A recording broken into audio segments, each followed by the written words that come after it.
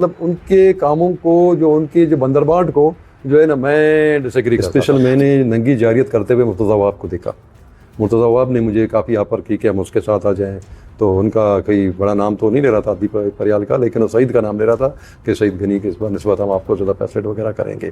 तो मुझे महसूस हुआ कि यहाँ पे ये चीज़ें, और उनकी जो है माली बदनवानी में शामिल नहीं हो रहा था। और उससे ज़्यादा बढ़कर इस तरह की माली बदनवानी है, वो तो जितने भी फंड्स आते हैं वो तो मतलब प्रोजेक्ट से या मंसूबों के लिए होते हैं। तो नहीं, देखिए यहाँ होता है, मैं आपको बताऊँ, यहाँ जो है कराची की जो ये हालत है आज ना, ये मुर्तज़ा वहाब की कोई नाइली कह सकता है, लेकिन मैं उसको चोर डाकू कह सकता हूँ। मतलब वाज़ेह तौर पर आप जो कह रहे हैं वो पैसे अब भी पड़े हुए हैं, जी जी काम पड़े हुए हैं, तो हमारे प्रेशर होगा क्या उन पैसों को? वो पैसे कहाँ जाएंगे?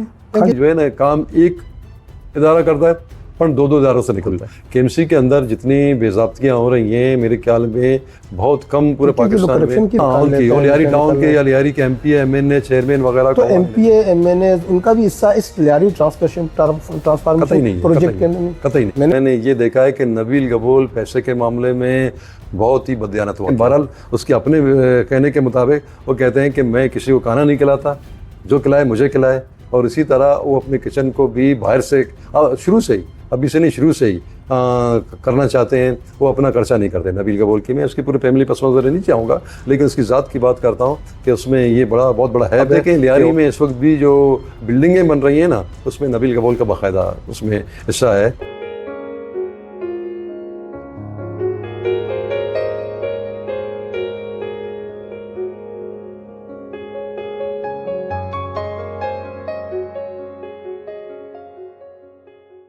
अस्सलाम वालेकुम नाजरीन, मैं रहमान आज़द, आप देख रहे हैं प्रोग्राम रियल टॉक।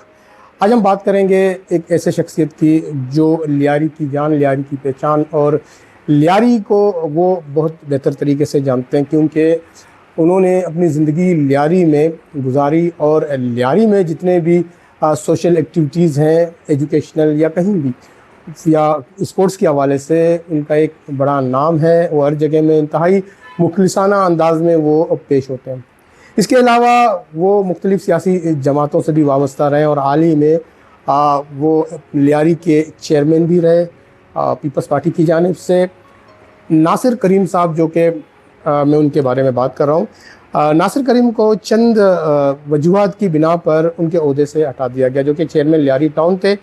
अब वो वजूहात क्या हैं, किस वजह से उनको इस ओहदे से हटाया गया, जबकि हम तो ये समझते हैं कि उन जैसा बाएतमाद और अहल शख्सियत है नहीं, लेकिन फिर भी हम उनसे जानते हैं, उनसे सवालात करते हैं कि आखिर ऐसा क्या है जो कि आप जैसे शख्सियत को इस ओहदे से हटाया गया। अस्सलाम वालेकुम नासिर करीम साहब, कैसे हैं सर आप? ठीक है, खैरियत से? बहुत शुक्रिया आपका, थैंक यू। अच्छा नासिर साहब, मुझे तो लगता है कि ये सवाल तो एक आम फहम सा हो गया है कि भाई लियारी टाउन के चेयरमैन नासिर करीम साहब को बरतरफ कर दिया गया है।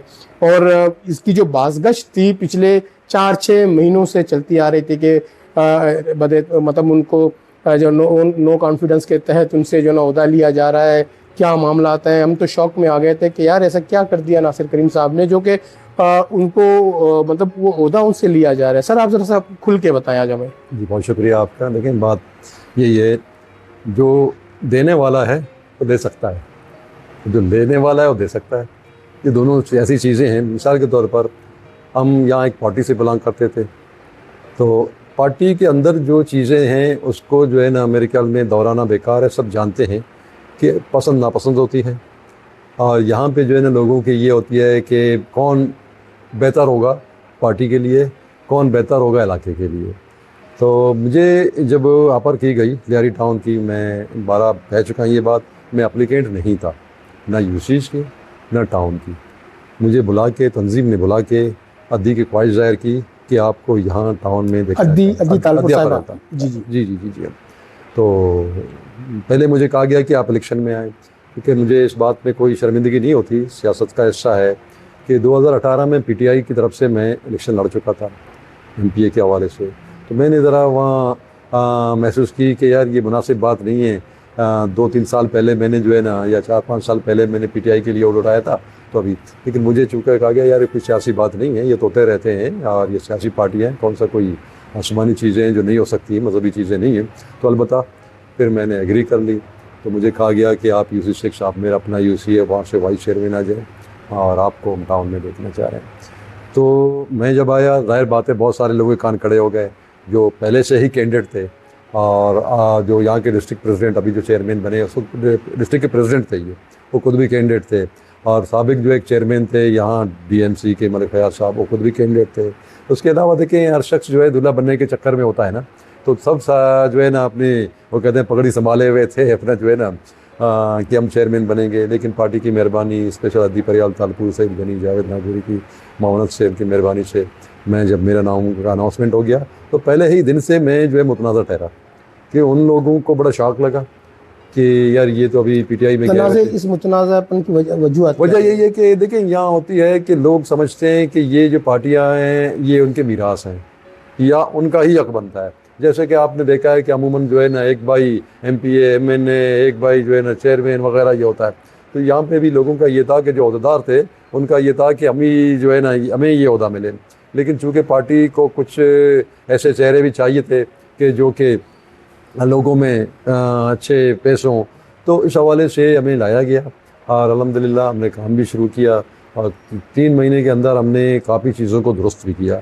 ये लियारी टाउन की ऑफिस आप जाते होंगे, आपने देखा है अभी भी, उससे पहले भी आपने देखा होगा। जब मैं आया तो नीचे बकरे और गाय बंधे हुए थे, इसकी हालत जो है एक पीढ़ी की मानंद थी और कुछ अरसा को कार पार्किंग के तौर पे जो किराए पे दिया जा चुका था, ना उसमें कोई कनेक्शन था बिजली का, ना उसमें वाटर का कनेक्शन था, बल्कि बदहाल था। क्योंकि ये बिल्डिंग जो है जुल्फ़िकार अली भुट्टो साहब के टाइम से जो बने हुए थे, 1975 से जो है ना इसका ये बनी थी। तो उसके बाद ये खंडर था, या डीएमसी के जो अहदेदार थे वो भी यहाँ नहीं बैठते थे, तो उस बिल्डिंग को मैंने कहा ऐसा काबिल बनाया और एक बेहतरीन वेल डेकोरेट ऑफिस भी बनाया वहाँ पे तमाम चीज़ों को। और उसके अलावा हमने काम भी शुरू किया। देखिए यहाँ पे मसाइल ख़त्म नहीं होते, पाकिस्तान भर की बात मैं कर रहा हूँ, सिर्फ लियारी की नहीं, जहाँ पे पुरानी आबादियाँ हैं वो मसाइल होते हैं। लेकिन ये कि हमारी जो है ना जिम्मेदारी ये बनती है कि हम लोगों में रहें, लोगों की सुने। मिसाल के तौर पर अगर वह किसी का सेवरेज का मसला है, वो तो हमने किसी को फ़ोन करना है वाटर सेवरेज वाले को, वो कुंडी मैन ने आके खोलना है, ना मैंने खोलना है ना उस इंजीनियर ने खोलना है। तो हमारा काम यही रह गया था कि हम जो है ना यहाँ की सियासत सफाई का ख्याल रखें।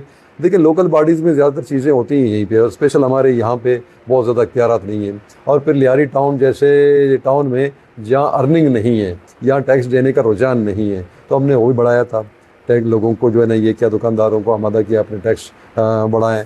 और इसके अलावा हमने जो वर्कर जो होते हैं वो काम नहीं करते, अमूमन जो है ना सरकारी जो लोग होते हैं वो आके हाज़िरियाँ दे के चले जाते हैं। हमने कोशिश की कि बहुत बड़े तादाद में वर्कर को भी बरवकार लाया, कारामद बनाया उनको, तो ये हमारी कोशिश थी। सर बिल्कुल आप तो कह रहे हैं कि आप अपने काम जो बता रहे हैं, लेकिन जब हमने इन लोगों से जो कि अब पीपल्स पार्टी के रहनुमा हैं जिनके हमने मुख्तलिफ टाइम में हमने उनसे बातें की, तो जब आपके हवाले से हमने उनको ऑफ द कैमरा पूछा कि भाई आप मतलब नासिर करीम साहब में ऐसी क्या बात है जो उसके मामले में आप लोग ज़रा सा ठंडा मिजाज रखते हैं क्या है, तो उन्होंने हमें ये कहा कि वो उस तरीके से एक्टिव नहीं है जिस तरीके से वो एक्टिव होना चाहिए। और बाज़ ने तो ये कहा कि वो हम में फिट नहीं है। तो ये बात का एग्री करता मैं, इनको फिट नहीं था, मैं इनके फिट नहीं था, उनके सांचे में फिट नहीं था, ये बात को मैं एग्री करता हूँ।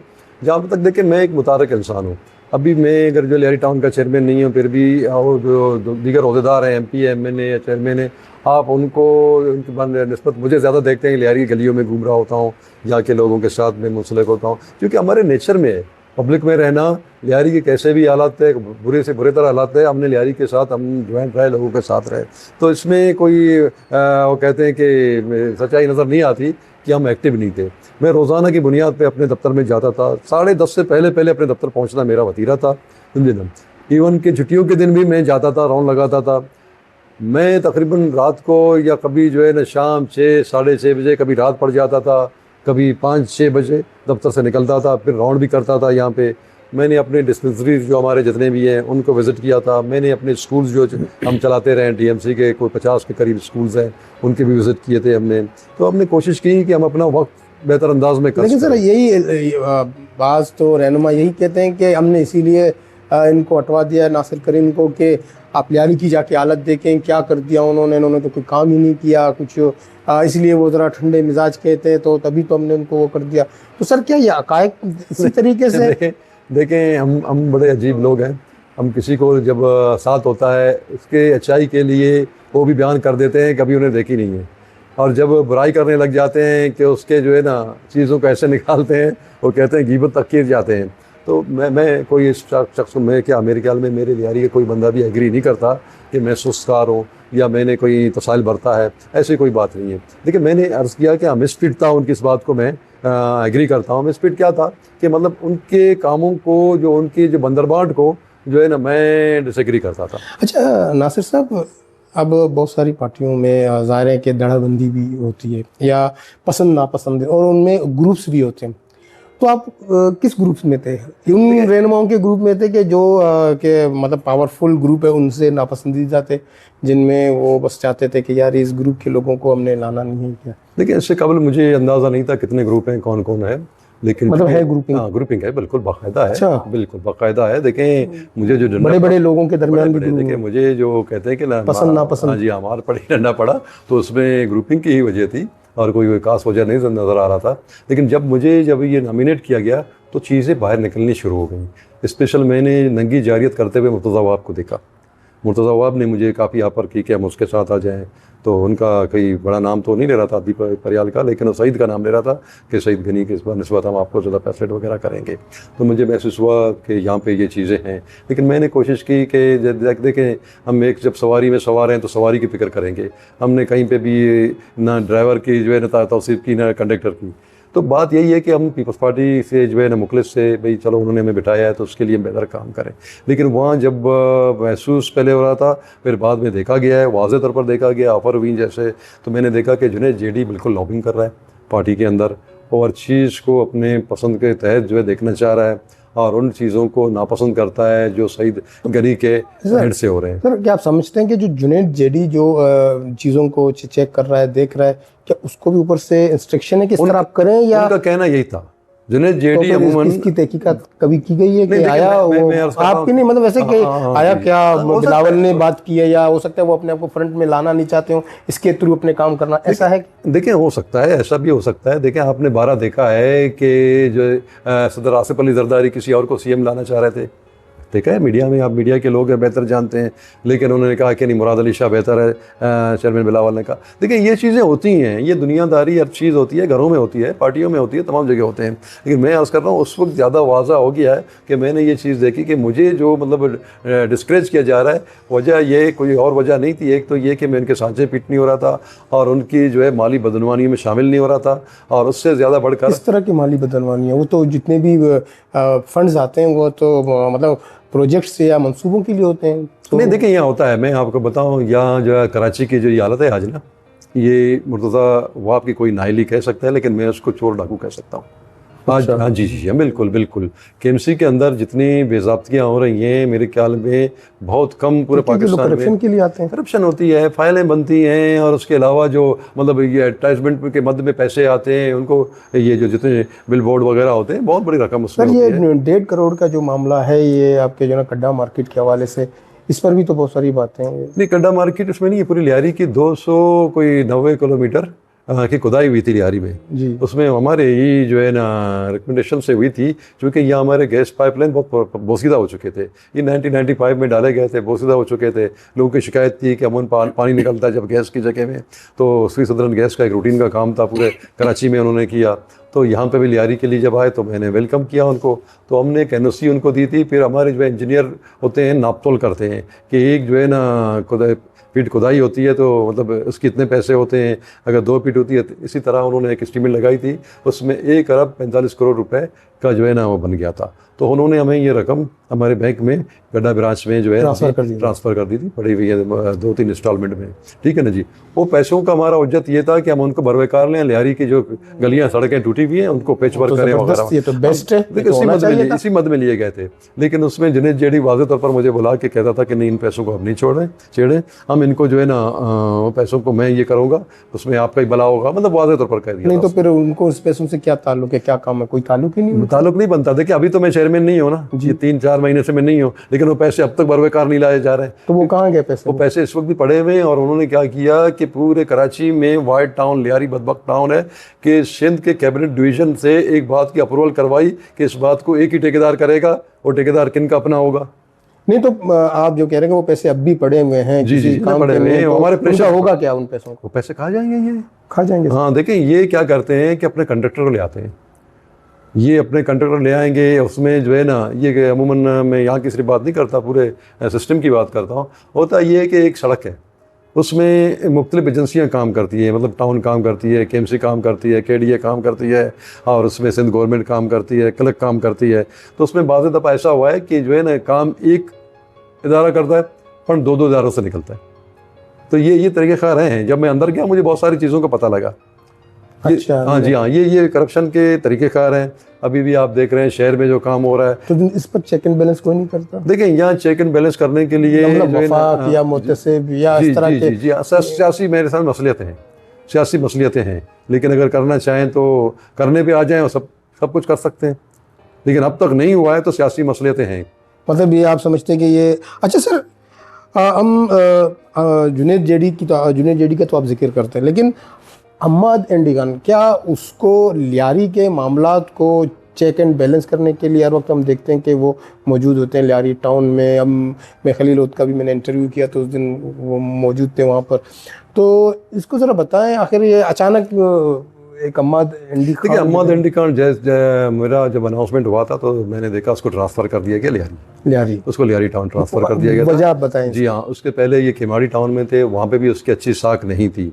तो जब मैंने महसूस किया शुरू दिनों में कि भाई ये बंदा जो है ना काम करने नहीं दी जा रही है हमें, तो हमने इस पे जो बाकायदा कंप्लेन किया था। मैं अपनी तंजीम के मार्फत जो JD के पास, किस तरीके से रोड़े अटका था, किस वजह? फाइल रोकता था, क्योंकि फाइल बनाना उनका काम है। एक चेयरमैन जो है इतनी टेक्निकल नहीं होता, जो नया आता है, एक अफसर ज़्यादा टेक्निकल होता है। तो वो फाइलों को रोकते थे, काम रोकते थे। अगर मैं कहीं किसी ठेकेदार को, जाहिर बात है मैं विजिट पे जा रहा हूँ, लोग कहें कि भाई यहाँ पानी का मसला है, फौरी तौर पर वाटर सेवरेज को पानी नहीं दे पा रहा है, मैंने कहा चलो बोरिंग लगाओ, तो बोरिंग भी जो है 1-1.5 लाख का जो लग जाता है।